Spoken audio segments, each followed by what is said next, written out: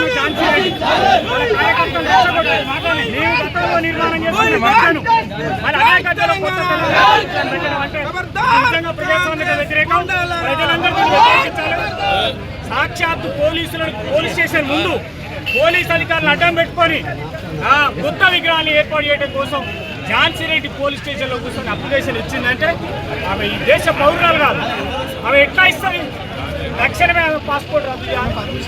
ఏదైతే అక్రమ కేసులు పెట్టారో వాళ్ళని రిలీజ్ చేయాలి. వాళ్ళకు ఎవరికైతే ఈ నిన్న విగ్రహం పెట్టారో ఓవర్ నైట్ విగ్రహం పెట్టి మా కార్యకర్తల మీద దాడి చేసి కొట్టి కేసులలో పెట్టిన వాళ్ళకి గ్రామ పంచాయతీ పర్మిషన్ ఉందా? పంచాయత్ సెక్రటరీ పర్మిషన్ ఉందా?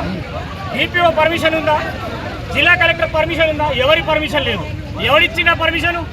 ఒకవేళ పోలీస్ స్టేషన్కి ఇద్దరు పోయినారు అనుకోండి, పోలీస్ ఆఫీసర్లు కూర్చుని పెట్టాలి, మాట్లాడాలి. మా దగ్గర ఉండి మళ్ళీ పిటిషన్స్కొని స్టేషన్ నిర్మాణం చేసి గడ్డ పెట్టిన అర్థం ఏంటిది?